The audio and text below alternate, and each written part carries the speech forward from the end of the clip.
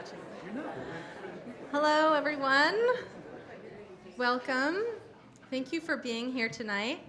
My name is Kara Kaikini, and I am the Executive Director of the Maine State Breastfeeding Coalition. Thank you for being here tonight to support our storytellers and to support our organization.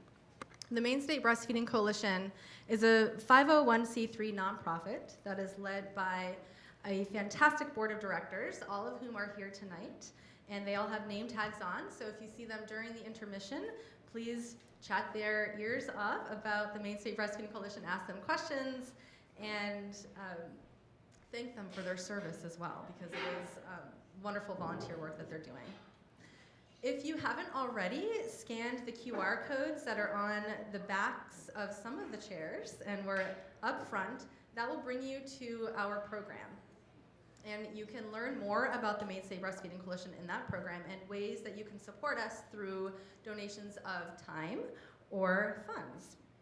And our mission is to enhance the culture of breastfeeding around the state of Maine through education, advocacy, and connection. And we do that through educational webinars. We have a fantastic list of resources on our website. We also have a newsletter that is comprised of over 400 different people around the state who are mostly working with families. And we advocate for families on issues like access to donor breast milk and paid family and medical leave, for instance. If you live in the state of Maine, please stay tuned because there will be a public hearing for paid family and medical leave coming up any day now. We're still waiting for the LD number and the date of that public hearing. If you're interested in giving public testimony, either in writing or in person or via Zoom, please let us know if we can help you with that. We have lots of resources. We're a strong part of the Maine Paid Leave Coalition as well. So we have access to a lot of resources to support you in that. We provide connection opportunities through our meetings and through events like this. And there are two major reasons why we're hosting this event tonight.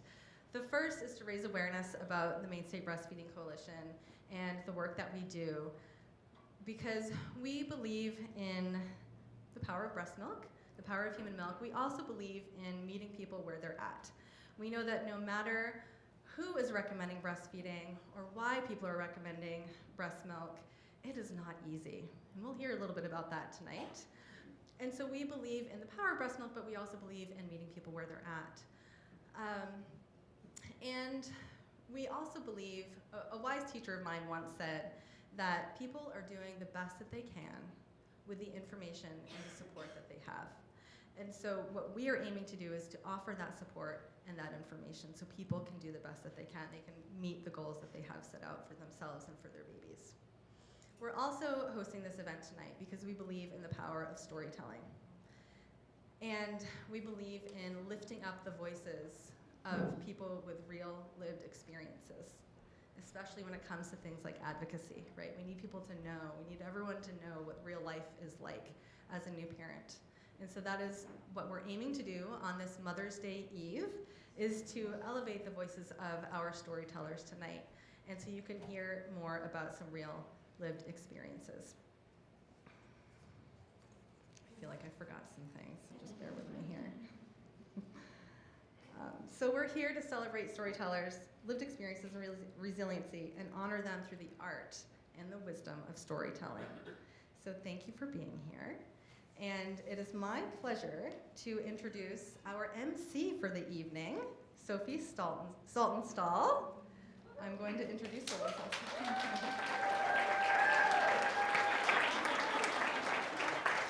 All right, Sophie is a mother of two little ones. She's a farmer, she's a wife, and a sore loser when it comes to board games such as Settlers of Catan. She studied sustainability in school and was even arrested 3 times as a climate activist. She did get a master's from Harvard, but more importantly, her wallpaper choice in the bathroom gets lots of compliments.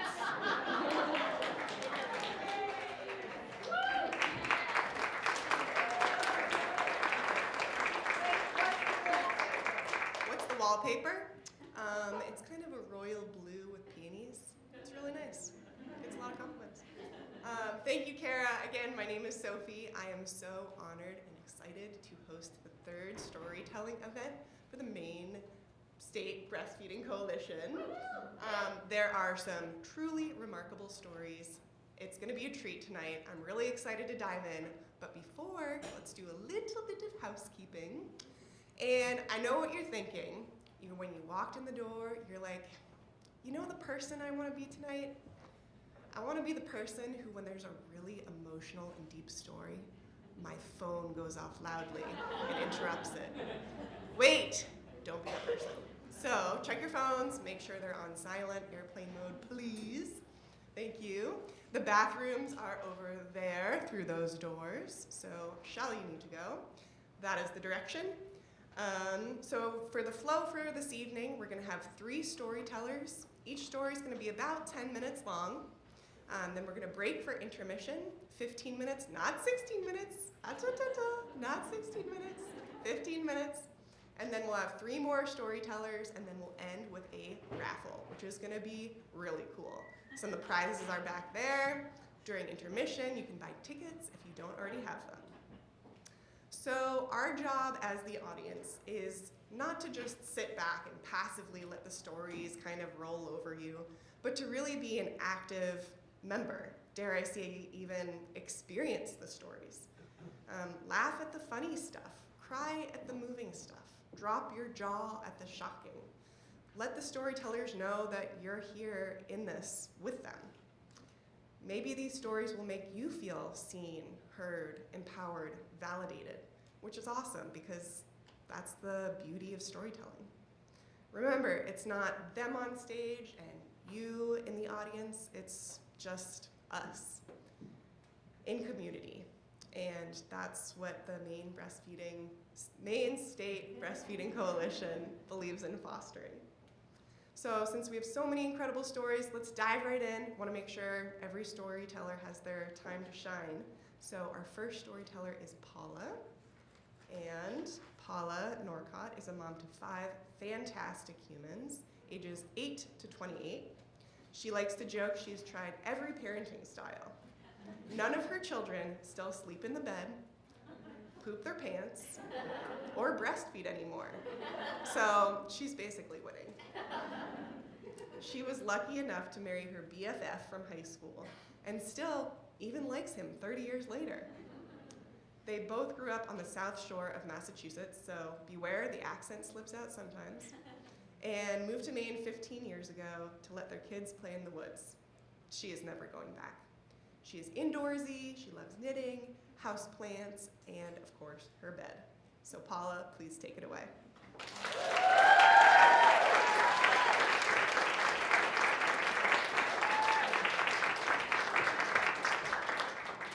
Okay, hi. When I was in the 10th grade, my sociology teacher went around the room and asked us all what we wanted to be when we grew up. So when she got to me, I declared, a mom. And she said, no, but what do you want to be? Yeah, a mom. She rolled her eyes at me and she moved on. My husband and I found ourselves heading into parenthood at 20 and 21 years old.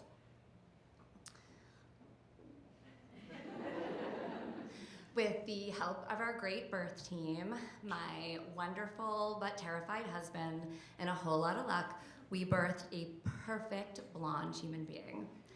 Tiny little cherub, he had big blue eyes, cheeks for days, and a perfectly placed dimple. He was amazing. He didn't even cry when he was born, and he slid right into our lifestyle. Yes, at 21 years old. I can remember a time we took him out to dinner with friends, and he sat right at the end of the table in his high chair, just smiling and grinning at everyone silently for over 2 hours while we just sat and chatted and ate with our friends. Perfection, flawless. He was obviously so amazing because I was such an amazing mom. I had it all figured out. This parenting thing was so easy, you guys. I couldn't understand why other people's babies cried. Like, if you just do it right, they don't even cry. So 3.5 years later, we had our second. After 26 hours of labor, just a few minutes of pushing, little Gaynor arrived in the world screaming. And I mean screaming. It was nonstop. He didn't take a breath. He went on and on and on. We took him home. It was clear within 2 weeks that he could not, would not be put down ever for any reason. He was really cute, but really fussy. He was attached to me at all times, either on the hip or on the breast. We did everything together. At his 3-month checkup, I remember the pediatricians telling me for the 10th time that he had colic and that he would grow out of it. And I looked him right in the eyes and I said, it won't fucking matter if I'm not around anymore. I was just not cut out to parent this kid. I was exhausted, I was overwhelmed. My husband was working 50-hour work weeks just to support us. It turns out I know now that I had postpartum anxiety. But back in 1998, there was no such thing as postpartum anxiety. You were either depressed or you weren't. And I wasn't depressed. I was on high alert all the time. At one point, I was actually closing all the windows in the living room before the train would go by, just so that it wouldn't wake up my baby. It was the commuter rail. Do you know how many times a day that train goes by? My poor 3-year-old, his whole world was turned upside down. His mommy could feed a baby, hold a baby, bounce a baby, the end. When I realized I was struggling to feel like myself, it was recommended that I go to a breastfeeding support group. So I went to the support group, I sat in the parking lot for 20 minutes trying to convince myself not to go in, because I was sure that everyone was gonna have their shit together, except for me. I was gonna be the hot mess. I did finally go in there, and what I found was a room full of crying babies and a room full of crying mommies. I had found my people. I went every single week. It was a 45-minute ride. I never missed a week. It definitely got me through that first year. Sorry. Now I'm gonna cough.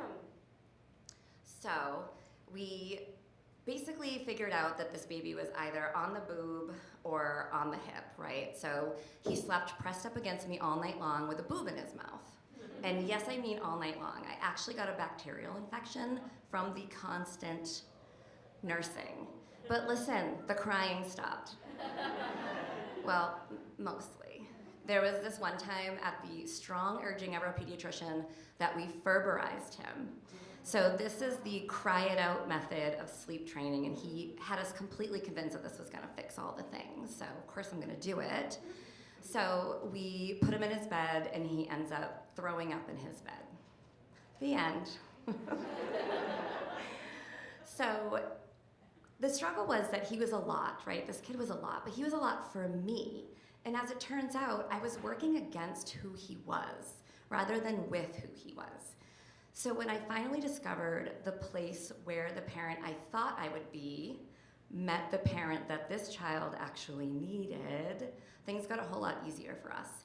So I sewed my first ring sling, I plunked him in, and we did everything that way. So we grocery shopped, we cleaned, we prepped the meals, and he was quite happy to be attached to me. I'm a little bit more nervous than I thought I was going to be.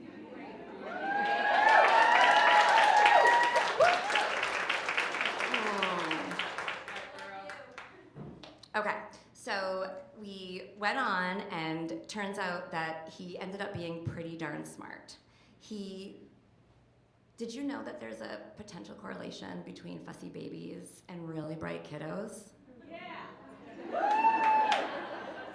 It doesn't actually really matter if it's true, because you can tell that to the parent of any fussy baby, and they are gonna feel so much better.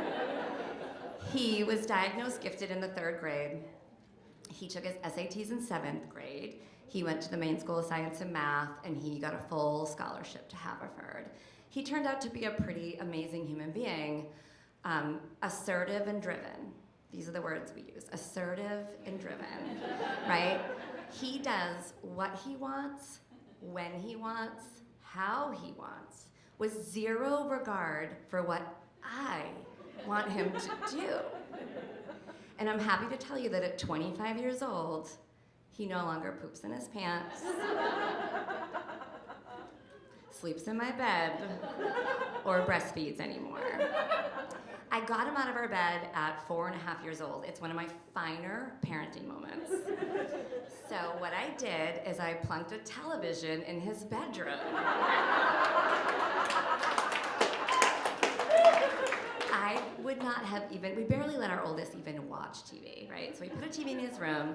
I played Maurice Sendak's Little Bear on loop, right? And then I walked him back to his bed over and over again every time he came to find me. That was 26 times night 1. But we did it. We did it. So he's a pretty intense human, and where he has led me is that I went on to grow unbelievable empathy for other parents, especially parents of very fussy, high needs kiddos. I have found myself on countless occasions in the grocery store approaching a parent with a baby under their arm, writhing around just to let them know they did a great job. This kid threw his first temper tantrum at 6 months old. He launched himself backwards right out of my arms in a big blue puffy Peter Rabbit snowsuit. I didn't even know 6-month-olds could throw temper tantrums. He ate 4 foods total until he was 4 years old. So pizza, macaroni and cheese, pasta with butter, and yogurt with peanut butter in it. The end. Potty training was an utter battle of the wits, which he was winning for a really, really long time. But like I said, at 25 years old, we did it. So I grew all this empathy, and what I ended up doing was I started running that support group that I was attending, and then I became a lactation consultant. I started working for WIC, helping other new parents transition into parenthood. I became a doula and a childbirth educator, and now I own a perinatal resource center. So this is a whole space completely dedicated to helping parents find the place where the parents they thought they would be meets the parent their child actually needs. I get to sit with these families and hear their stories. I get to be their safe place to vent. I get to be their cheerleader, I encourage them in all that they're doing. It's pretty amazing. And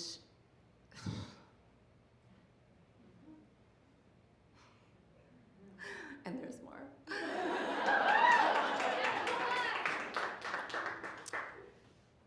you ever have kids? Yes, I did, thank you. I even went on to have more children. 3, in fact. And was I this incredible laid-back human being, like this mom who was just completely in tune to every need of her kid? No, definitely not. But I was able to figure out the life story that each one had to teach me a whole lot faster. So here I am now, mom of 5 wild, potentially feral boys, ages 8 to 28, and they put me exactly where I was meant to be. I'm right here. They are the teachers. I am the student. They are guiding me through the hardest, most rewarding freaking thing I have ever done. And I wouldn't have it any other way.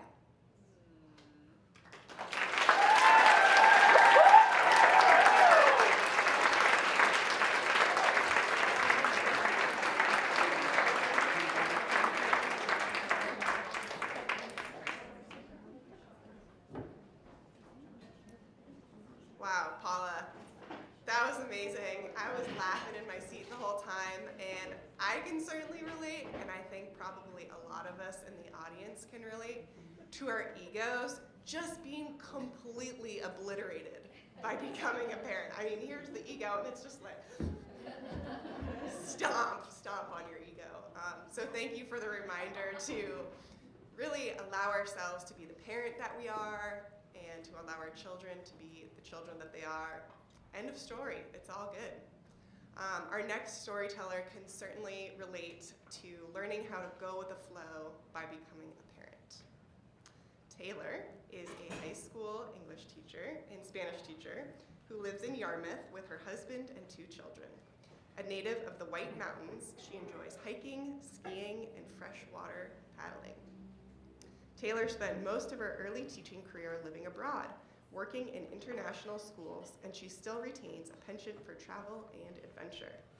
Through motherhood, Taylor has become part of the Down syndrome community and is a passionate advocate for children living with disability and their families. Taylor, we would love to hear your story.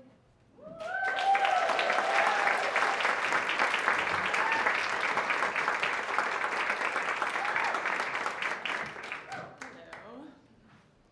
I'm a teacher, and back in 2008, when I finished grad school, I set out with 2 major goals. I wanted to teach and grow my teaching career, and I wanted to travel. I wanted to see the world. I wanted adventure.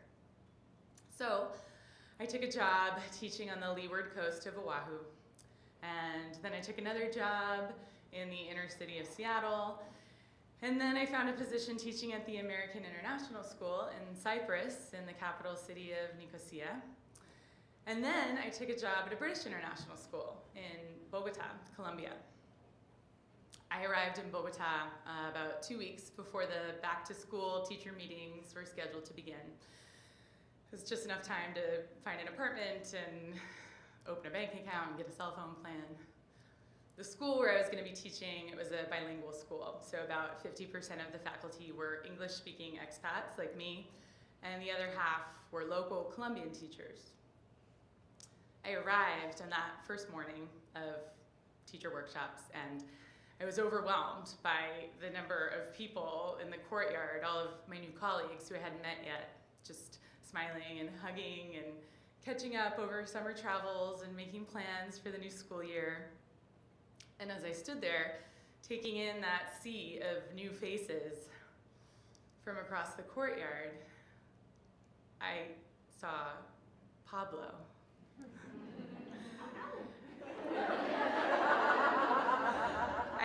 If you've seen the Tim Burton movie, Big Fish, you might remember that scene where the main character, Edward Bloom, sees the love of his life for the first time at the circus, and like time stops and everything freezes, and he's like clearing the popcorn out of the air as he walks towards him.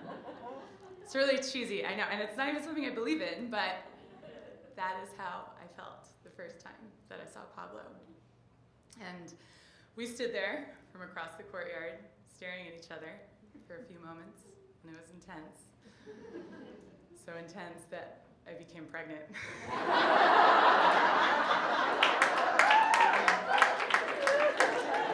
It wasn't quite that fast, but almost. I mean, Pablo and I were swept up in what I could only describe as a whirlwind romance. It was late night dancing at little hole-in-the-wall salsa clubs in Bogota's old city, and weekend getaways to rural villages in the Andean foothills. It was the romantic adventure of my dreams.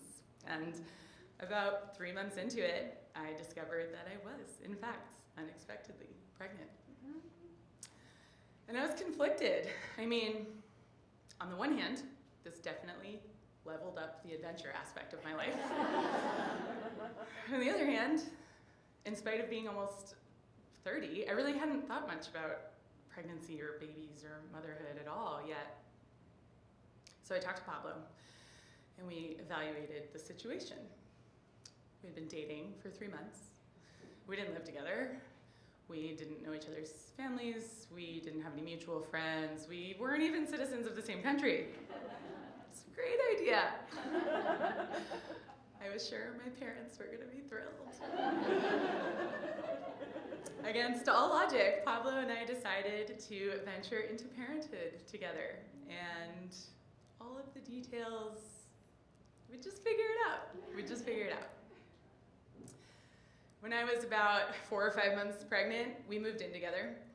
And it was around this same time that I had my 20-week mid-pregnancy ultrasound, a big comprehensive one where they take all the measurements and make sure everything's developing according to plan. And after the ultrasound, we sat down with the doctors to go over the results. Vital organs looked great. Measurements, perfect. Nuchal translucency, normal. Okay. I remember being in the taxi on the way home from that appointment and turning to Pablo and saying, whew, that's a relief, right?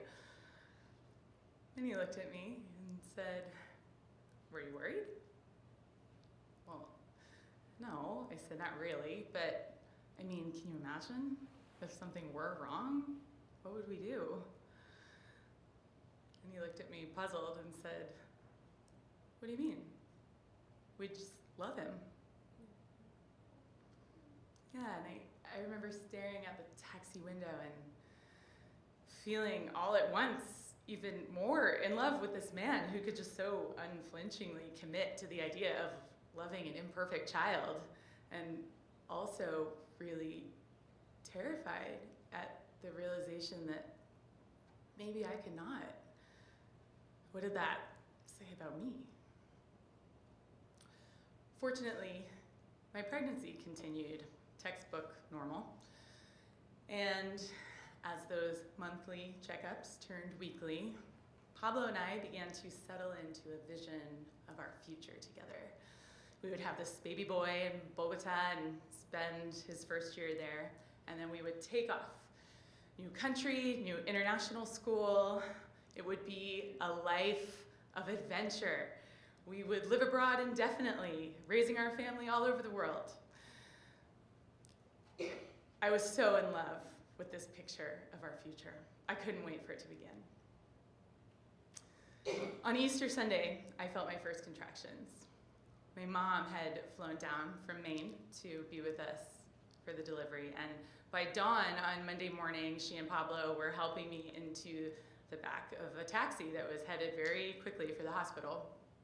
And a couple hours later, after the huffing and puffing and bearing down, Ray was here. And the doctor placed him on my chest. And I remember thinking, I don't know a lot about babies, but aren't they usually like kind of balled up when they first come out? Why was he all splayed out and kind of floppy like a rag doll? I had read an article a couple of days earlier online that encouraged new mothers not to feel guilty if they didn't find their newborns beautiful. So, whatever, I thought, it's just kind of weird looking, it's fine. The nurses took him over to weigh him and clean him up, and I noticed that they were all sort of whispering to each other, and I thought that was kind of odd. And then I noticed that my OB was urgently dialing someone on his phone and leaving the room, and that seemed kind of odd too, but it didn't matter. My elation in that moment was impenetrable. Our big adventure was beginning right now, and nothing was going to shake my excitement. Until the entire medical team rushed out of the room with the baby without word or warning and disappeared down the hall, closing the door behind them. Pablo rushed out after them to see what was going on, and I was left alone in the room with my mom and one nurse who was still waiting for the placenta, and they tried to keep me calm while we waited for news. A little while later, a doctor came in, one I hadn't met yet, a pediatrician, and she removed her mask and looked me in the eye and said, I believe your baby has Down syndrome. His life expectancy might not be very long, so we need to do some tests. And she replaced her mask and turned around and walked out. And that's when I broke. I fell into these big, heaving sobs. My mom rushed to my bedside to try to comfort me, but there was no comforting me in that moment. Through my gasps, I confessed to her that this was my fault. I knew it. This was my fault. at Christmas, I drank a whole glass of wine. And before I knew I was pregnant, I'm sure I took Advil, right? I mean, that has to be why this is happening. And what about all of the bad things that I've ever done in my life? All of the ways I've wronged people. That's why this is happening, right? I'm a bad person, right? This is Judgment Day, and my punishment is this life sentence. I know it. This is my fault. I cried and I cried until I couldn't cry anymore, and then I just lay back in the bed, numb, staring at the ceiling. My mom, knowing her, was already Googling inspirational stories of successful people with Down syndrome to try to cheer me up, but I was in a different place. I was pleading with the universe. Please let this be a mistake. Please, I'll do anything. I'll be the best human ever. Please, please just let this be a mistake. I was negotiating for something else. A physical disability, maybe, I can handle that. Just please let his brain work. The R word, that really ugly, terrible slur that I was guilty of having used many times in my past, started flashing in my mind in big neon lights. Maybe he'll die, I thought. Maybe he'll die. She said something about life expectancy. Maybe that would be for the best. Then everyone can pity me for being the woman who lost her baby, instead of pitying me for being a woman who's trapped in this parenting hellscape that no one in their right mind would ever choose.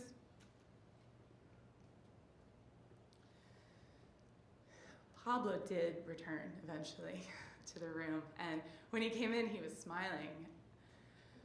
For a moment, I was lifted. I thought, it was a mistake. He's happy. What's going on? I asked him. He's here, Pablo said. He's here, and he's so beautiful. I can't wait for you to see him again. But they said they think he has Down syndrome, I said. Yeah, Pablo said. Maybe he does. We'll figure it out. Pablo led me down to the NICU, where I was able to see Ray again for the first time since he was born. And he looked good. It was a lot less gooey. And the nurses in the NICU, they warned me that I was probably not going to be able to breastfeed, and I should just prepare myself for disappointment. You know, he was very low muscle tone. He probably wasn't going to be able to latch. Okay. I picked him up, and I positioned him awkwardly at my chest. And without any coaxing or nudging, he latched right on and started to feed beautifully. And in that moment, it felt like a limb that I didn't even realize had been missing from my body was just suddenly reattached.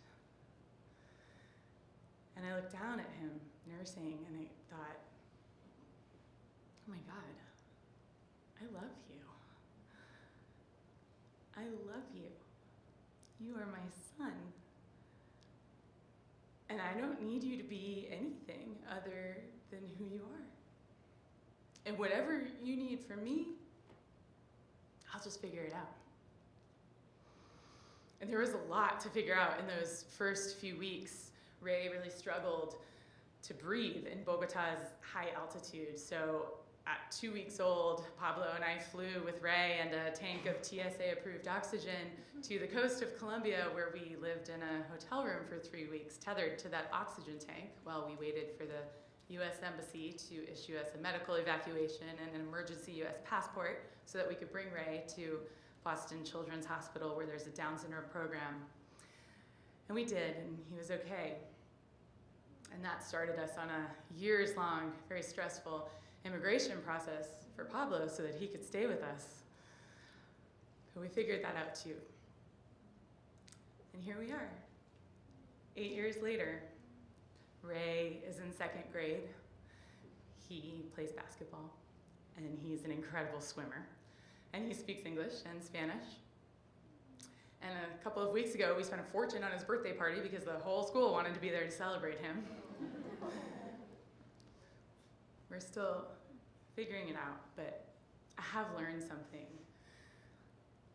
I've learned that adventure is not about a place. It's not about a stamp in my passport or the way my life looks to anybody else. Real adventure are these experiences that ask us to reach deep inside of ourselves and pull up some goodness that we never even knew was there. These experiences that stretch and shape us and teach us to find joy and beauty in the most unexpected places. I never would have thought that our simple, quiet little life on the coast of Maine would be the adventure of a lifetime, but that is exactly how it feels. Thank you. Wow.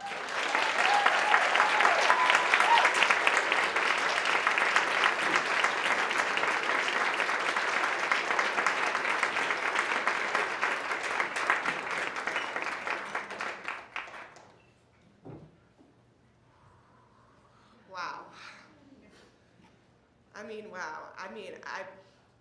I'm speechless. Thank you for sharing such a beautiful story. I know I felt, and I think based on the number of tissues I see floating around, a lot of us felt like we were right there with you in that delivery room. And how far you've come from the deepest, darkest moment in your life to the greatest joy. So beautiful. Our next speaker can also relate. She faced a very daunting and uncertain future when her son was born. Dr. Rebecca Brouillette is a practicing chiropractor in Biddeford who is passionate about caring for families and specializes in working with the perinatal and pediatric community. She is a self-proclaimed neurology nerd and loves to help facilitate the body's innate healing potential with nervous system-based chiropractic care. Her personal postpartum journey was profoundly changed under the care of an incredible IB-CLC, so much so that she is now working toward her certification. She can't wait to be that same resource for her practice members. She is also a board member of the nonprofit organization called New Parent Care Packages that aims to support new parents and promote ways they can nourish, cope, and connect. The organization believes that the postpartum period can be filled with challenging moments and that with the support and resources, parents can thrive during this time. When not in the office, she can be found spending time with her husband, Stephen, their 2-year-old son, Rowan, and their beloved pets. Rebecca, take it away.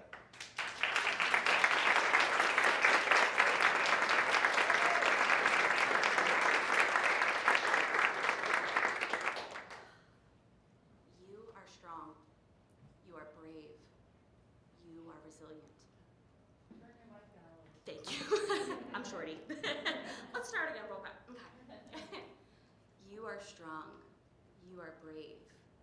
You are resilient. Affirmations that I repeated to myself during my home birth just 3 weeks prior, but now is different. Now I say them pleadingly, begging God, the universe, whoever will listen, to keep my son safe. This is not what was supposed to happen. As Sophie mentioned, I'm a chiropractor, and unfortunately there's a lot of birth trauma in my family's past, so I've made it my mission to heal some of that personally. My senior capstone project in undergrad was a full assessment of the maternal fetal death rate in the US and things that we as a nation could be doing differently. I took every single pediatric and prenatal course that I could in grad school. It is my passion and my specialty and my practice. But still, nothing prepares you for when it is your birth, your body, and your postpartum. And I remember crying after my son was born, I can't believe I did it, that we did it. Healing generational trauma and all that. I was so proud of us. So, when my midwife called and said, Rebecca, I need you not to panic. First, I promptly panicked. And second, all of those powerful, connected, brave feelings that I had conjured up were fleeting. She said, something came back abnormal on Rowan's newborn screening, and I need you and Stephen to rush to Maine Med Genetics immediately. It's an emergency. There was a long pause. I'm sure I was crying, Or maybe I stopped breathing completely. How could this be? You've been perfect. I looked down at my chunky little nursling, gaining weight, doing all the adorable newborn things. This has to be a mistake. But still, we drove to Portland, and that car ride was a nightmare. It's a miracle my husband was able to hear the GPS over my sobbing. So many things rolling through my mind, just one after another. I was catastrophizing all the worst case scenarios. And we got to that office, we were met with a geneticist, a dietitian, a patient advocate, a nurse, and they told us that they think our son has a very rare genetic condition, something called phenylketonuria. And with PKU, my son's body doesn't process proteins like the rest of us. And if left untreated, it leads to a dangerous accumulation of something called phenylalanine in the brain, which can have severe neurological consequences. And, severe neurological consequences. And I know that there's no cure for PKU, or they told us that, but their treatment is a low protein diet. Okay, that doesn't seem so hard. I mean, I'm gluten-free. And of course, you can tell they're trying so hard to be kind, but that is nowhere near the same. And then I swear the wind was actually knocked out of my chest when I heard what came next. You have to stop breastfeeding immediately. And my heart broke in two. You see, I am a chiropractor, and my natural tendency is maybe a little crunchier. And every single Facebook group that I've been a part of says that breast is best after all. So this was really not part of the plan. They said that we need to do something called a phenylalanine flush for the weekend. His body's really accumulated this amino acid. If left untreated, again, it has this dangerous consequences. So they hand us a can of formula, this ultra-processed, low-protein formula. And the first ingredient is corn syrup. Really not part of that plan. And this is our only option, they say. So we go home. I haven't even looked at my pump yet. I have no idea how to use it. And I cried during every feed. Every time I had to mix up that formula and feed it to my son, the only thing that kept me tethered to the earth was doing affirmations with him. Looking down at him, you are strong, you are brave, you are resilient. You are healthy, you are loved, your body knows what to do. All of these things I learned as a chiropractor. This innate intelligence, right? Our body knows what to do. I cling onto this because there's nothing else to keep me tethered. After that weekend, we somehow got through, and we go back to the office, and we're kind of in limbo between what they suspect and an actual PKU diagnosis, and they say, hey, I think it's gonna be okay. You can do some nursing and some formula feeding. And I latched him right on and promptly bawled my eyes out. And I'm sure you guys are all well aware of, we've heard a couple times already, there's so much dogma in the parenting world. Like, it's like a lot. So many different schools of thought, so much judgment either way. And like I mentioned, before I had my son, I lended really towards the crunchy side of things. We'll have all Montessori toys and he'll never have screen time. And again, I can joke about it now, but in the moment, it was a lot. So yeah, I'm allowed to nurse my son again, but now I have to also give him this formula. My husband and I try and eat local and organic whenever possible, but my son also takes a pharmaceutical. We see other chiropractors and a craniosacral therapist and other holistic providers, but we have to coexist in this allopathic world. And I'm forever grateful for his genetics and medical team, but I swear sometimes they still look at me like I have three heads when I ask how we can fit his treatment plan into our lifestyle or question ingredients. The grief after his diagnosis, the guilt and the shame that I felt, after feeling like I didn't belong in either world anymore, it was crushing. And I think I finally knew that I had a problem when I would cry and it no longer sounded like me anymore. This deep guttural wailing as if coming from a different room, but it would be coming from me. That feeling lasted for months. And sometimes I thought it might be easier if I just dissolved into nothing, so I wouldn't be a burden to my family. And I remember having a telehealth visit with my therapist because my son was born in December 2020, so the lack of in-person resources felt especially poignant at that time. And her saying, we already knew about the postpartum depression at this point, but her saying, Rebecca, you know you have PTSD, right? And scoffing at her, like, no, how could that be? PTSD is reserved for the most truly awful experiences. But when she went through kind of that diagnostic criteria, read everything to me, and I'm like, oh, wait, I think you're right. As somebody that normally has a little bit more anxiety and tends to dissociate, I can remember every second of that day, every single second. I remember what I was eating when my midwife called. Unfortunately, it was one of my favorite meals, and now it leaves kind of a sour taste in my mouth because it's associated with that memory. And on another telehealth session, I remember just feeling like I was drowning, like I was treading water. And my husband was literally spoon feeding me. Because if he didn't, I wouldn't eat. I can't count how many times that man held me. He held me during labor, and he held me for months afterward. Thank God for him. Thank God for my family, for my therapist, for our providers, my postpartum doulas. I had two. Thank goodness for them. And thank goodness for my beautiful, perfect son, Rowan. I feel robbed of some of his earliest months, but I promise we soak up every single second now.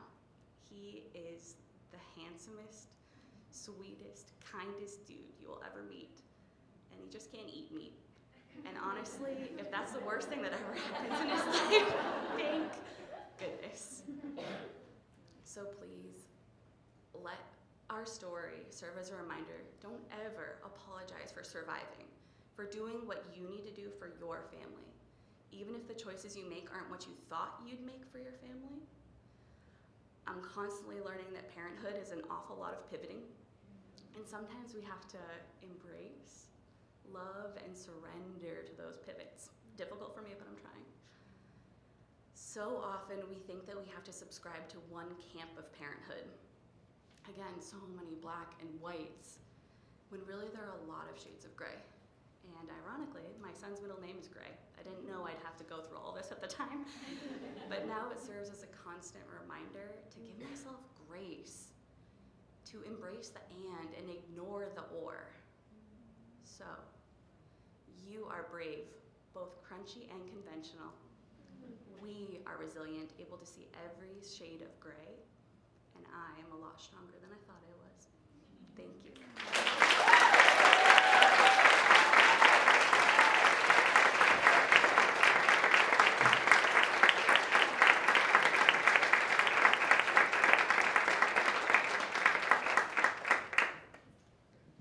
Oh man, Rebecca, that sounds like such a stressful and scary start to your son's life. Thank you for sharing so openly with us, and how special that you get to share that story in the month of May, which is PKU Awareness Month. I really also appreciate you straddling the gray area, as you said, and just finding what, advocating for families for what works best for them. Conventional, crunchy, it's all good. And yeah, surrender to the pivot. Amen. Love that. More surrender to the pivot. Am I right? Speaking of which, it's time for intermission. How's that for a pivot? So, we've got 15, not 16 minutes, 15 minutes. The restrooms are over there. The raffle tickets, folks, raffle tickets. Let's talk raffle tickets. They're back there. Brooke is waving them around.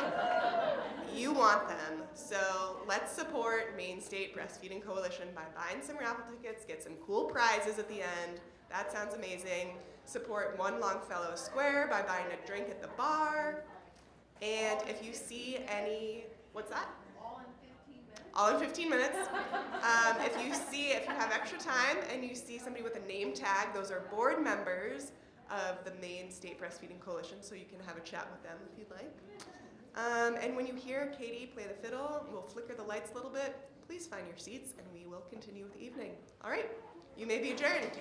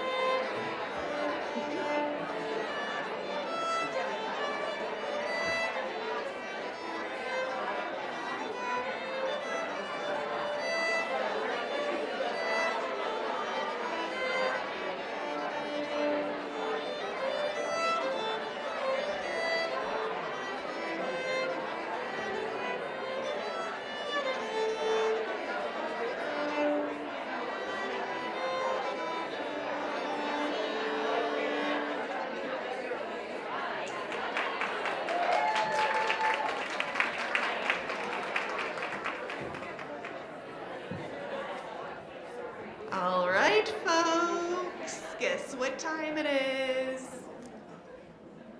Time to continue. I actually do not have the light switch, so just flicker, flicker, flicker, flicker. Thank you. Oh, look at that. Wow, that was amazing. Wait, let's do it again. Ready? Flicker, flicker, flicker, flicker. Ooh, this is fun. Okay, one more time. A flicker, flicker, flicker, flicker. Cool, cool. All right, folks, welcome back. We'd like to thank a few people for this evening before we continue. Thank you, Katie Kirby, for your beautiful music on the fiddle. She's awesome. And plays at some farmers markets locally, right? Okay, a farmers market.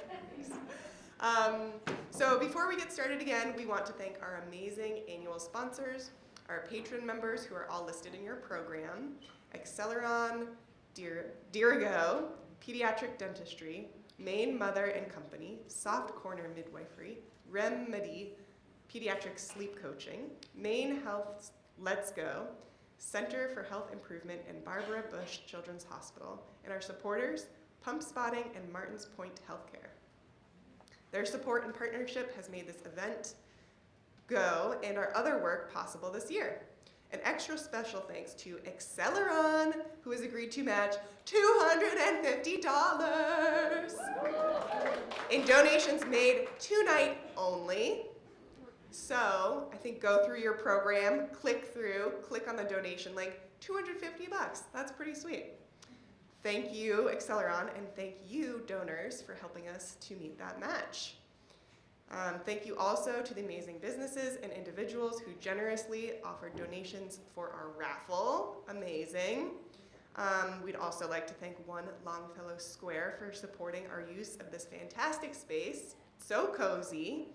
Our volunteer photographer, Kelly Sink, and videographer, Winslow Robinson, who happens to be my brother, for capturing the essence of these stories and storytellers tonight. And one last thank you to our event planning committee and volunteers. This event wouldn't have happened without your dedication. You rock. So, let's pick up where we left off. One comment from the lovely Brooke Barron. Brooke. I've done a few Venmos and I don't know if you've entered or not. So if you sent me a Venmo and your name is Rhoda Weissman, Rebecca Goodwin, or Stephanie Schneider, and you haven't put your physical tickets in here, come find me. Thank you. Okay, when do they need to find you, Brooke? Right now or later? Right now. Okay, right now. So let's pick up where we left off. Rebecca's story was riveting and emotional, and she really touched on something that every parent, any parent, needs to make it through: strength. Our next storyteller found out that when in a really difficult moment, she was her son's superhero. Dialmarie, we'd love to hear your story.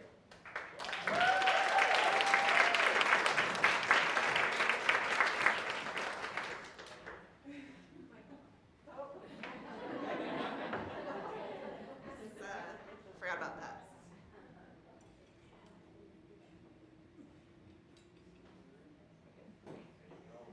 Sorry guys, I'm a little short. But as I looked in the baby monitor, I had realized that one of my sons were not breathing correctly. Congestion is normal for babies, especially newborns, but this sounded very different. So I turned myself into this human stethoscope and I held my ear against his chest. I looked over and I realized that the other twin wasn't doing very well. So I called my after-hours triage nurse and I listed my concerns, what I was seeing, and she directed me to call 911. And in that moment, my heart dropped. My mind wandered into a place that I called mommy guilt thoughts. Did I expose him to something accidentally? When we went to the doctors, were they around something? Did my 6-year-old bring something home from school? Why can't I absorb all their discomfort and congestion? And then I look in the window. I see the red and blue lights flash. So I run to the door and I open it for the paramedics. They asked me all the normal questions that they would normally ask a parent in my situation. And I answered. Then they started asking me difficult questions like, do you have any support? And at that moment I had realized that at the age of 15, I became the support of the household. I became the person to vent to. I became the shoulder to cry on. I became the rock.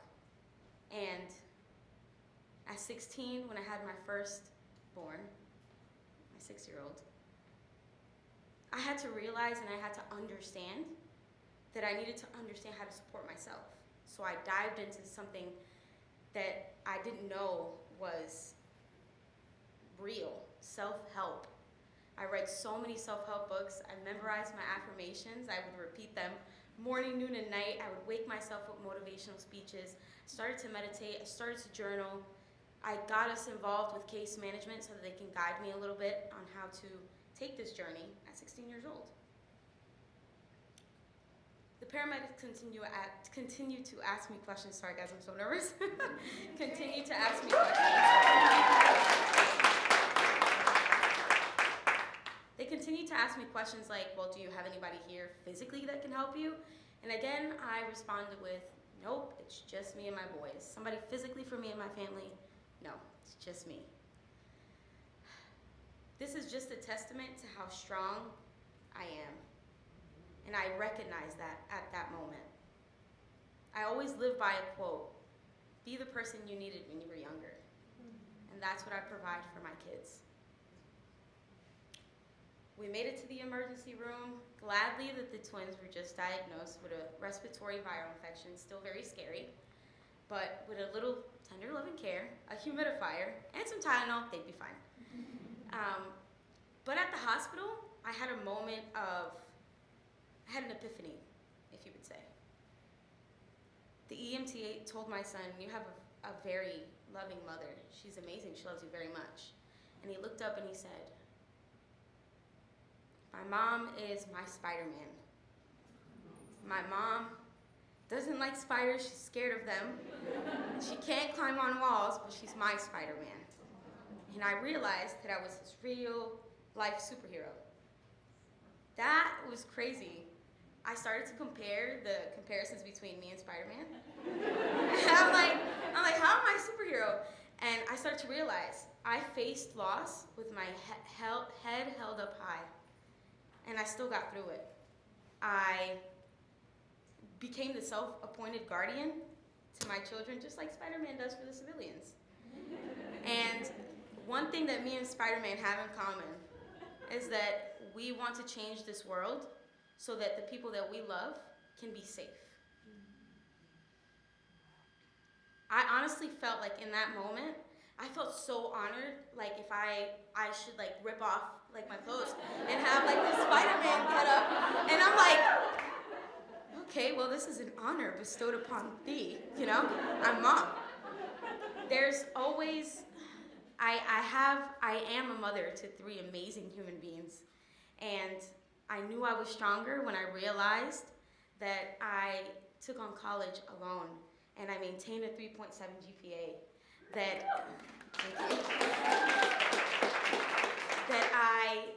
I never gave up. Every adversity that came my way, against all the odds, statistics, challenges stacked up against me, being a single mother, I faced it head on. And I always will live by this quote. Fear has 2 meanings. You either forget everything and run, or you can face everything and rise.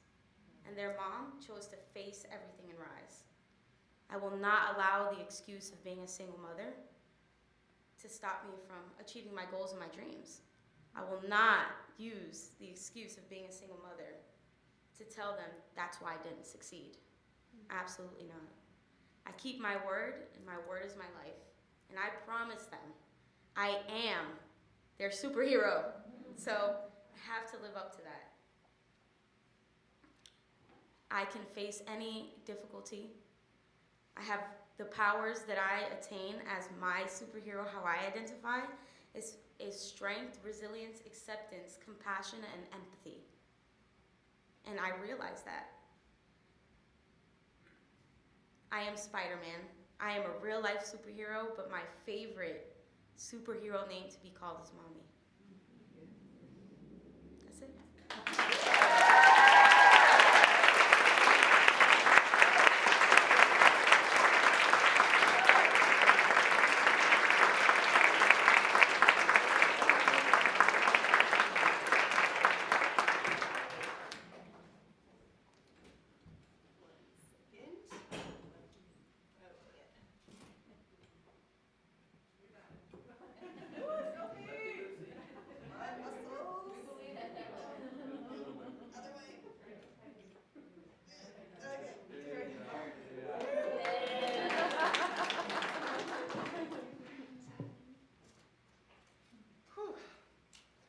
Dialmarie, thank you. That was awesome.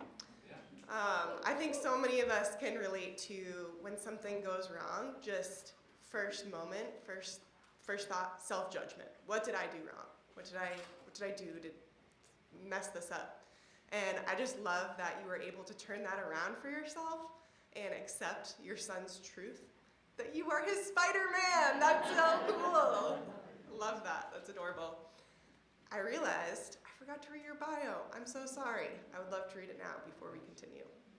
Dialmarie is a single mother of a 6-year-old boy and twin newborns. She is in college for her bachelor's of social work, and it has always been a goal of hers to share her story to empower and encourage mothers all over. She is originally from Florida, and she loves the sunshine but also the snow. She has 2 other diplomas in graphic design and social media management/marketing. She loves being at her home with her kids, journaling, and meditation. She's very strict with self-love and self-awareness. She loves the quote, "Your mindset determines your reality." You go, girl. Give it up one more time for Dialmarie.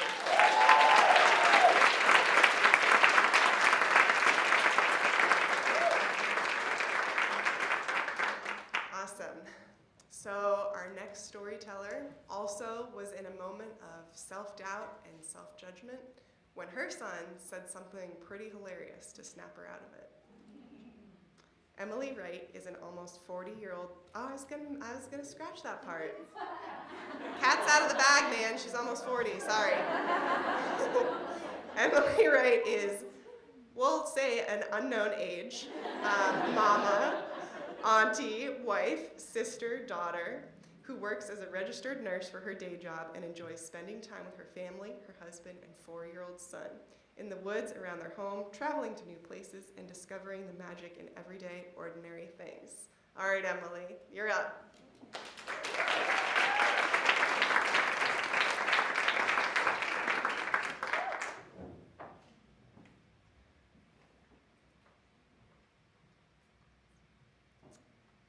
So, the very best day of my life, the day I became a mother, was also the day that my heart broke in two.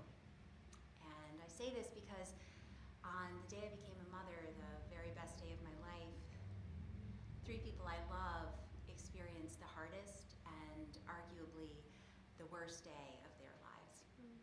My husband, my son, and my son's mother. I am a mother through adoption. I did not grow my son inside my own body. I did not carry him for 9 months or push him out into the world. I did not give him life. Another woman did all of that. And it's what I chose. My husband and I, we chose to grow our family through adoption. And I went into it wanting to get it right. I went into it armed with an arsenal of research and good intention, and I did all the things to prepare that I imagined I was supposed to do when about to become a parent. I figured out how many onesies I would need in gender-neutral shades before he arrived. I researched cloth versus disposable diapers. I found out which baby carrier would be both breathable and transition with him as he grew. I also read every book and listened to every podcast I could find on gentle and respectful parenting. And like I said, I really wanted to get it right. I also did a lot of things to prepare that people who choose to parent humans, they've grown inside their own bodies, don't necessarily have to do. I chose what I thought was the very best agency to work with. I signed my husband and I up for all the extra classes. I made sure the documents were drafted in adoption-sensitive language and that my son would have access to his original birth certificate. I even bought and religiously used this device, which I would attach to my chest every few hours of every day for 4 months straight, so that it could suck the life out of me and also hopefully stimulate milk production. And it worked. I was able to produce a small amount of breast milk, which I was then able to feed my son in the first few weeks of his life. And I did this because I was convinced that this was how we were going to create secure attachment. and I was convinced that this is how we were going to bond. Well, shortly after he was born, I gave that device away. I didn't actually use it once after he was born, and my milk supply dwindled and eventually dried up. And I'm happy to say that he still survived. And I began the process of realizing that true attachment and true bonding for us was going to have very little to do with what and how I fed him, and everything to do with my ability to show up and to love and to parent him for exactly all of who he was. On the day that my son was born, on the day that I became his second mother, on the day I first held him in my arms, and the day he heard my voice for the very first time, that was the day that his first mother made the hardest and most heartbreaking decision of her life. And that was the day that my husband, also an adoptee, placed for adoption at birth, relived the hardest and most heartbreaking day of his life. And that was also the day that my son lost more than he may ever know. And it changed me to bear witness to grief and loss of this magnitude. There is a narrative in society which may have you believe that my son was somehow lucky to have been adopted, or that the life he had with us was somehow better. He was not lucky, and the life he has with us is not better. It is simply, and not simply at all, very different than the life he would have had. And on the day that he was born, my son got dealt a pretty bum deal. And my husband and I, we live every day with the knowledge that we are part of that bum deal that he got dealt. And we're also his mom and dad. So we get to be with him, you know, during all these moments of joy, like all these incredible moments, all his firsts, his first words, his first smile, his first time walking, the first time he tried ice cream, and more recently learning to ride a bike, and the first time he wrote his name. And we get to share all these precious moments with him, like this little ritual he and I have where I'll say to him, "Do you know how much I love you?" And he'll say, "As much as all the trees?" And I'll say, "Ooh, that's a lot, but I love you more than that." And then he'll look around the room and he'll pick something really random and he'll say, "As much as all the light switches in all the rooms in all the world?" And I'll say, "Ooh, that's a lot, but I love you more than that." And he'll look up and he'll say, "As much as the great big sky?" And I'll say, "Ooh, that's big, but I love you more than that." We also get to be with him during the harder moments. We get to kiss all his boo-boos and wipe away his tears and be with him during moments of frustration and anger. And for a little guy, he's got a few things to be frustrated about. Now, being an older first-time parent and being married to an adoptee, I held no illusions that this journey would be a piece of cake. But I did think that I would have a few more years before my son told me that I was not his mother. He said it for the first time when he was 3 years old. "You're not my mama anymore," is what he said. And in my heart, I kind of thought, you know, what he meant was, "I'm mad at you because you said I can't watch another episode of Octonauts," or "I'm mad at you because you said I have to go to bed," or I'm frustrated because you said I can't throw knives across the kitchen into the sink," right? And so I kind of knew that's what he meant, but in my head, what I'm thinking is, shit, he knows, right? He's figured me out and he knows, which is ridiculous because we have an open adoption and we see and visit and FaceTime with his first family often. He knows who they are. But I'm doing this thing in my head that I call spinning. And so I'm thinking to myself, I failed. I have failed to create secure attachment. I have failed to bond. He is rejecting me, right? But I'm a mom, so I get my act together. All my research told me that's what you do when you're a mom. So I look at him and I say, "Sweetie, I am your mom and I love you." But in my head, I'm still spinning. And so I'm thinking, what would your first mama do? Like, would she let you watch all the shows you want, and would she let you stay up late? And I'm pretty sure she wouldn't let you throw knives across the kitchen into the sink, but this isn't really enough of a consolation. So I'm thinking to myself, am I doing any of this the way she hoped and she prayed I would? Because as much as we are his parents, my husband and I, so is she.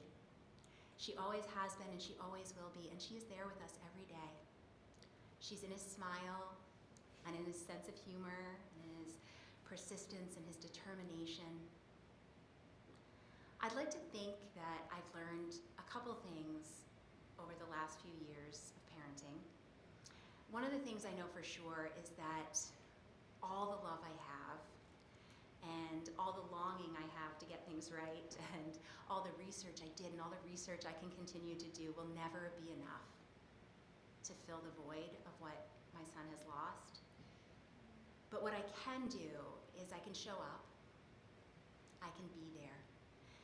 That's what I plan to do. My son is 4.5 now. He is absolutely amazing, and he is so funny and so smart and just perfect.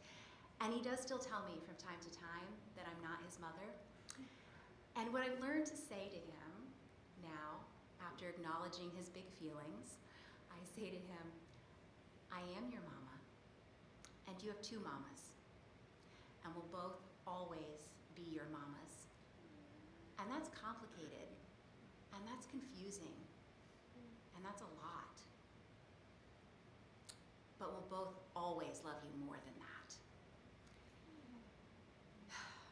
And so when I get a chance to say this to him, I think to myself, I've really nailed it. Like, I have connected with him, and he's looking at me, and I think he's gonna come over, he's gonna give me a hug. Or maybe a fist bump, or like one of the little sly side smiles that he does sometimes. But instead he just looks up at me with his big eyes and his beautiful cheeks that are his first mama's cheeks that I always just want to kiss. And he looks up at me and he says, Mama, you're a butt.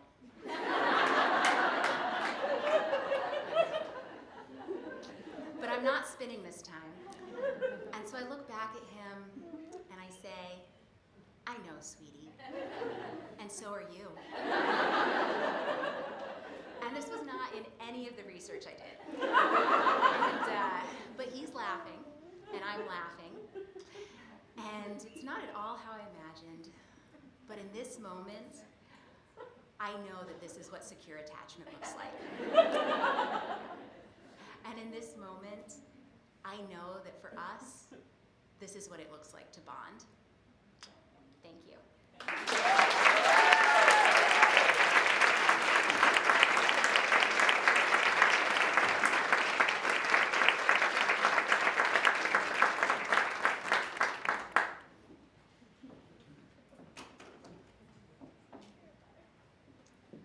Emily, thank you so much for sharing such a candid and tender depiction for how adoption has touched your family. Y'all, it seems like there's a real theme tonight of self-judgment as a parent. Who knew that we did that? I totally relate to your term of spinning and of just getting in my head and wondering like, am I failing at parenting? What am I doing wrong? And then you're just slapped in the face with both being butts, and it's like, okay, I guess that's what's happening, and it's amazing. So our final storyteller sure knows how to find humor when she finds herself in a difficult space. Nicole is a mom, a wife, a brand new entrepreneur, among other cool things. She started her own food truck micro bakery, Plot Twist Pretzels, just started this past week, look out for her, after rage quitting her oft illustrious, occasionally regrettable, decade-long career in healthcare administration, in part because it felt impossible during and after her first pregnancy. But the other part was Sheila in accounting. Just kidding, Sheila, sorry. She is currently exclusively breastfeeding her 6-month-old and is therefore very cranky and touched out all the time and hasn't slept since 2019, and so no, she still can't hang out. Please send coffee and good vibes. Nicole, please take it away.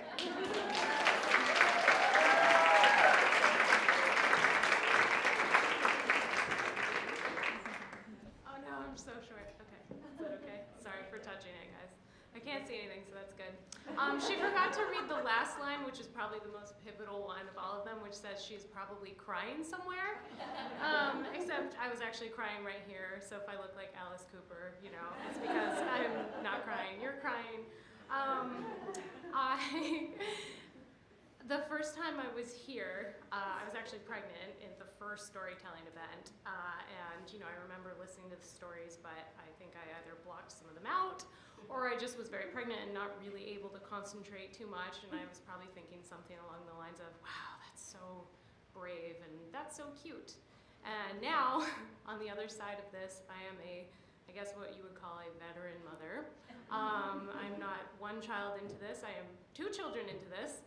And I always knew that I wanted children, but I didn't really think terribly hard on what that might look like. I always thought maybe I would be kind of a cross between, like, you know, Julie Andrews and like the Von Trapp kids, and just like cutting out their clothing from like curtains or some shit, you know. And maybe I would just like be singing and prancing, and I would probably also be a little bit like, you know, somebody who's a good mom, like, but normal, like, you know, Mary, Mother of God, you know, somebody like that. And I also thought, you know, I might be just, you know, like a little tad, like just a little bit like Ms. Honey from like Matilda, but like the original one, not the new musical one on Netflix. And it turns out that I am a little bit more like the Baroness, or the crazy Uncle Max, or both. I'm a little bit more like somebody cranky from the Bible. I don't want to go full Satan, but you know, for those of you who are like non-religious, I'm sorry. And I am a little bit more like the Trunchbull, it turns out. And I don't just mean physically in this nice postpartum body that I still have, because my body wants to retain all of the fat I choose to eat to produce the breast milk, which is coursing through my body right now. And I don't know if it's rage or milk, but it's a little bit of both. And I have to have that. My body just wants to be at the exact pound that it is still 6 months later, because there is something called an afterbirth. And it's not just a placenta that comes out of you. Afterbirth is a very serious thing, and it is not just enough to have the pre-birth or the during birth, you know, not the clinical terminology. And, you know, it's the afterbirth that really gets you as a mom. So I am still, you know, breastfeeding, but update, since I submitted the story proposal, which was, I don't know, a few months ago, I was exclusively breastfeeding at the time, and like, spoiler alert, I actually have had to use formula. And I don't know if you can see it in the bright lights on my face, but I'm pretty pissed that I have to do that, because I've sacrificed and am sacrificing a lot of myself still. You know, it's not enough to just have those sleepless nights. It's not enough to just sacrifice, you know, your own well-being in every possible way for your children. You know, your body is not your own body anymore. This is coming from somebody who, like, you know, I was never terribly athletic, but there was a time, not that long ago, you know, maybe 6 or 7 years, you know, if my child is almost 4, I was doing pretty well. I was able to deadlift some fairly heavy weights, actually. I was the only girl who could keep up with Joan fucking Benoit Samuelson, okay? I ran with her. I can't run to save my fucking life, okay? I'm so sorry for all of these F-bombs, but I'm also kind of not. So I'm just like, sorry guys. But I just like, I need you to know that for context. And now I'm like in a kimono thing. And I do like it. I like this kimono thing, but thank you. It's, yeah. I from one kimono to another, I like it.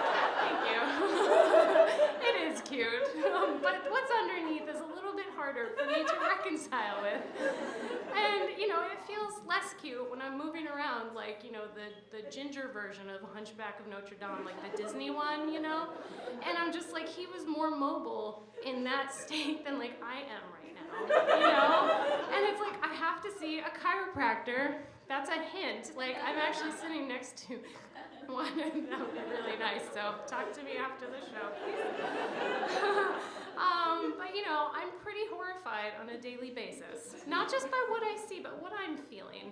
And it is really, truly like me, just me in the shit show every morning. And it is to feed my son, because I do strongly still believe, after the inconvenience, if you will, of breastfeeding and sacrificing my entire life to provide for this tiny, helpless human, you know, that it is important. So as a mom, I don't have time to talk about my birthing story or the difficulties of my pregnancy, you know, the fact that I did actually catch the diabetes with this one, that it did feel very complicated, that it was, that I lost like 3 buckets of blood that I didn't know about during birth, that I found out after my husband just casually dropped that information on me. And I was like, why am I shaking? And why are they putting this like heavy hot towel thing on me? And, you know, why do I feel like my soul is leaving my body? I don't know. Turns out, because I almost died. So I don't have time for that. I don't have time for that as a mom. I don't have time to be here. I cannot possibly narrow down the motherhood scope for you people in like 8 to 10 minutes. And so we are just going to focus on that tiny, tiny sliver of motherhood that is breastfeeding. So the first time I realized we were going to have what you would call a problem with breastfeeding is, you know, minutes after my hard-won birth, this tiny little infant, so precious, so dear, so healthy, seemingly, he got back into my arms. He's a little bit cleaned off. We're all happy and just happy to be alive in ways that we didn't even know. And I'm like, yes, I'm not pregnant anymore, finally. But I knew it was gonna be really hard because I've done this before, you know? And it was, and the second he clamped on, I almost shrieked. I'm not really a shrieker, you know? Apparently I rolled my eyes at like a contraction, and the nurse was like, wow, I've never seen somebody do that before. You know, and I did have to have an epidural because, you know, but still, you know, so I'm not exactly like a stranger to pain.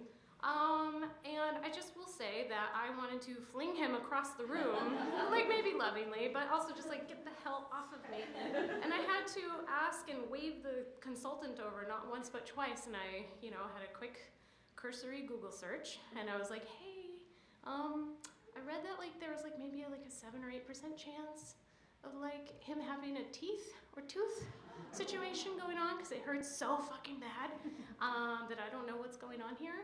And so I was expecting to have like this kind of like, you know, again, like virginal like moment of like Mary and her baby and like the statuesque like museum scene where you're like, it's okay, and you're singing a lullaby, but actually you're whispering, what the actual fuck, under your breath because it hurts so bad. And I had breastfed my other firstborn for his entire first year of life, and we didn't have an issue after like day 2. So I knew I was in trouble from that point on. And so we saw an osteopath several times for the first month of his life. And it, you know, they kind of were like reassuring me constantly, like, hey, you know, it's okay, we'll figure this out. Look, we adjusted him, but I don't see like a blessed thing happening, you know, because I'm very ignorant and had to even look up what an osteopath was. Don't tell her. So sorry. So that was embarrassing. You know, so they reassured me, like, it's okay, we'll figure it out. But, you know, he had some issues because, you know, I had a very not easy pregnancy, and it wasn't as hard as some other people's pregnancies at all, by any means. But I could always tell his movements were a little bit impaired, so he has kind of a neck issue. And apparently that does affect his latching. I don't know, one of the consultants can verify this information in real time or after the fact, just find me after. So, you know, he had some issues, and I tried so hard to just keep it going, and some days were better than others. Sometimes it didn't even hurt at all. It just seemed really kind of like hard to predict. And so because of life, because I am very busy, because I am a mom, I do have a toddler, I am exhausted all the time, I couldn't keep it going. So I have had to combine it with formula, and I am such a privileged person that I get to have the organic fancy kind that I researched, that it came up #1, and I just am horrified because I was so hard on myself about it, and I felt so much mom guilt having to do that for my kid. Like, oh no, I'm such a bad mom. Like, look at me providing for him, So that's how it is as a mom, and it's really tough.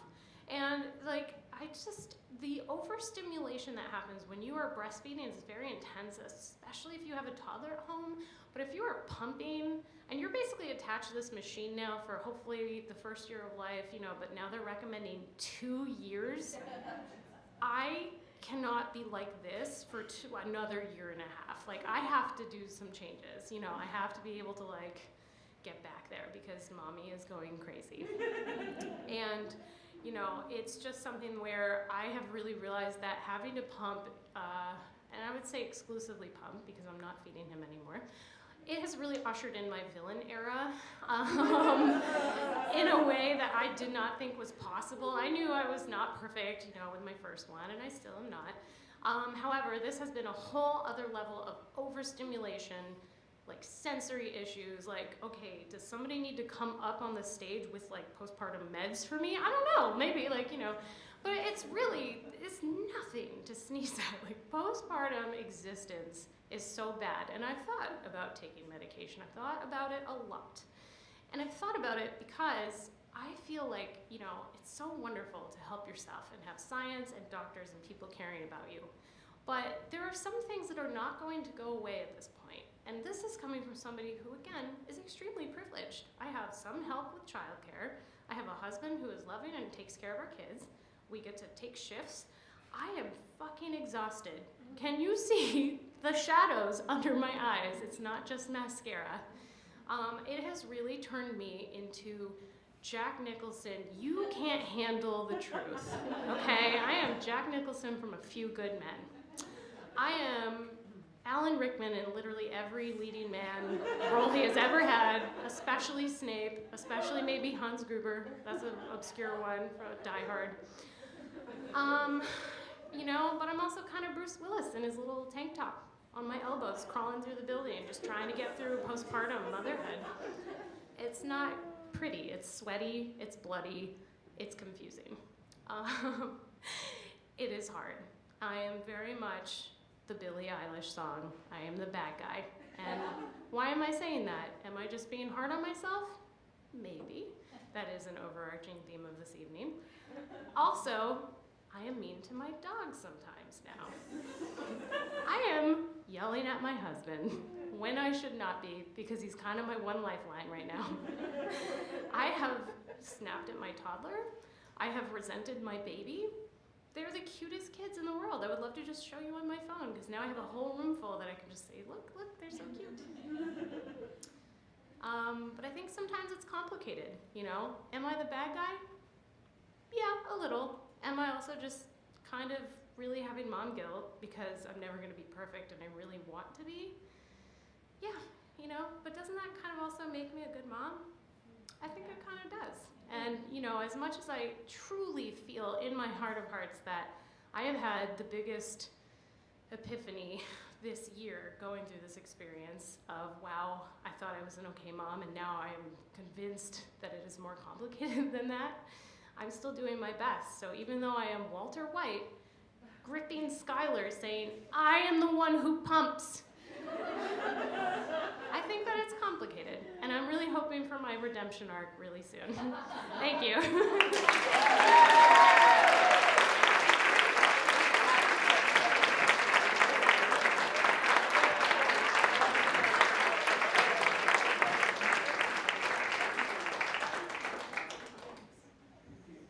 My cheeks are hurting a little bit. That was really funny.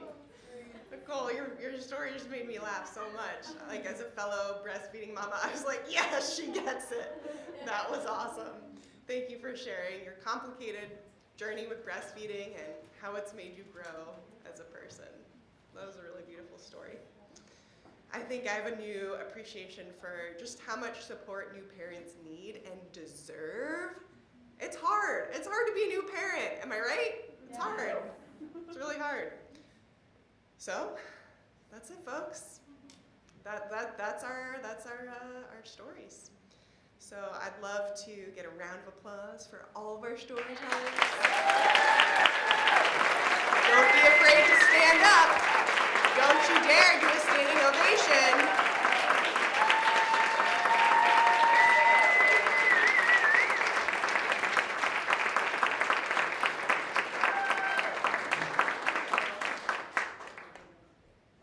Okay. Well, those stories were beautiful. They were gorgeous. They were tearful. They were moving. They were joyful. Thank you for sharing them. I'm so touched. So I'd like to get Kara back on the stage. Here she is, surprise, right in front of me. Thank you all for having me tonight. I'm gonna give it back to Kara. So much, Sophie. We want to welcome each storyteller back on the stage to give you all a round of applause. And yes, please stand up to thank and celebrate these storytellers. Where's Paula? Let's say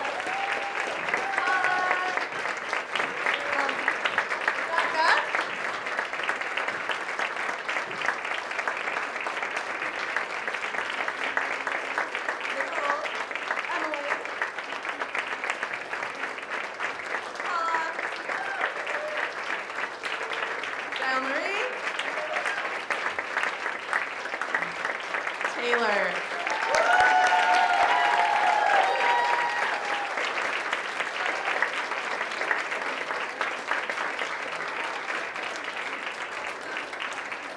and thank you all so much for coming and celebrating the parents who are here telling stories and the Maine State Breastfeeding Coalition. And as Sophie shared earlier, Acceleron agreed to match up to $250 in donations, and I don't think we've reached that yet, so if you haven't had a chance to make a donation, please consider that. And better yet, share with 3 of your friends what you heard tonight and what you learned about the Maine State Breastfeeding Coalition, too. Send them the QR code or send them the link to the program. If you haven't already found that, please do so before you go. And just know that, like we say in the world of lactation, every drop counts. So thank you for donations. And if you happen to buy a raffle ticket, please stick around because we're going to do that last. And then you can go home and enjoy the rest of your day. So Brooke, come on up. And thank you. Storytellers, you can sit down.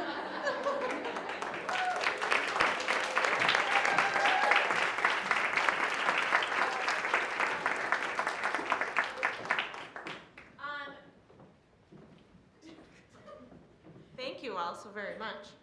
We sold a ton of tickets, which is a great big fundraiser for our little nonprofit. I just had 2 Venmos that I still wasn't sure if you would put your tickets in, Abby Humphrey and Rodham Weissman. You got yours in? Okay, great. Mine are in. Perfect, okay, easy. All right, shall we start with some honey pot? I will be the Vanna White.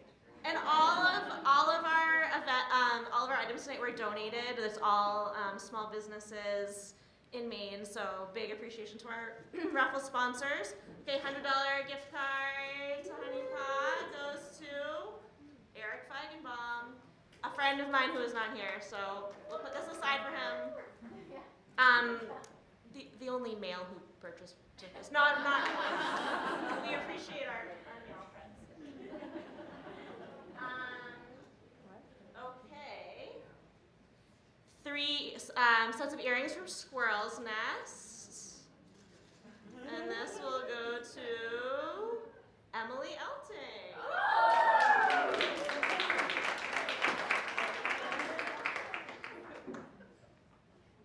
I believe it was a storyteller last year.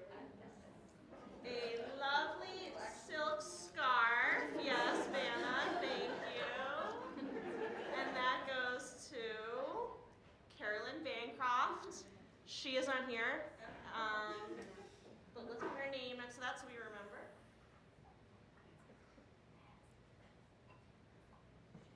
An amazing quilt right by the entrance there, donated by a mother-in-law of one of our board members, sewn by her, and that goes to Nell Tharp. Okay. I'm gonna check. Nell might have wanted me to put her name back in, but I will check on that. Keep going. Flatbread, $100 to Flatbread. They have been an incredible sponsor and supporter of ours. They'll be hosting a community bake for us later this summer. If you're on our newsletter, we'll definitely be, our social media will be spreading the word. We're really grateful for their support. And that goes to David Webster. Hey!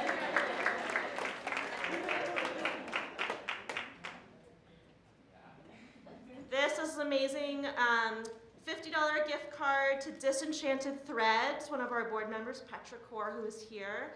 They sew and will make you a custom item if you win this prize. So very exciting. Thank you, Patchwork. And that goes to Carolyn Bancroft again. I will say, she purchased $100 of raffle tickets.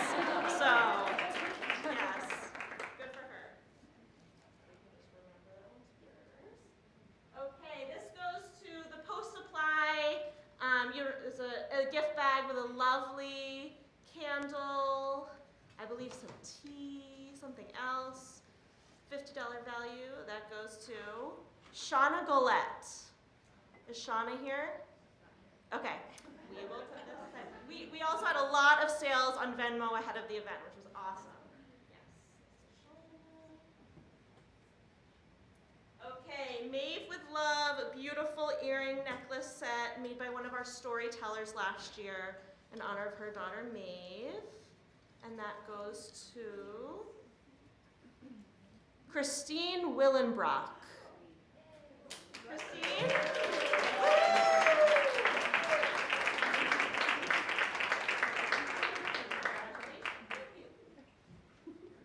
Okay, look at this mama vessel made by Aoife O'Brien, who's in our audience.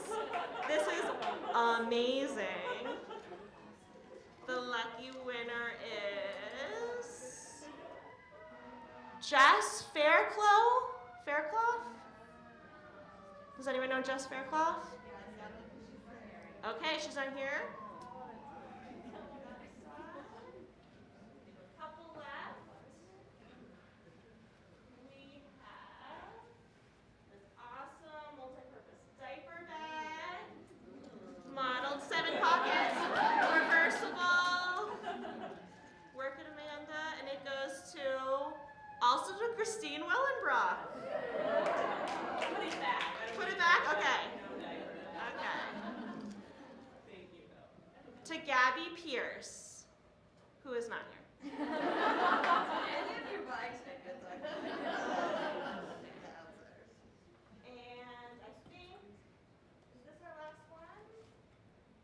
No? I think so. That's Post Supply. All right, Nell Ballard, stacking rings. I know this was a popular one, so we'll give it a good shake.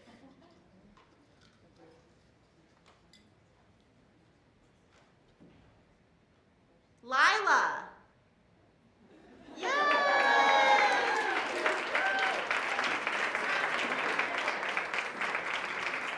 Thank you all for supporting the raffle. We raise a lot of money. It's a big deal for a little nonprofit like us.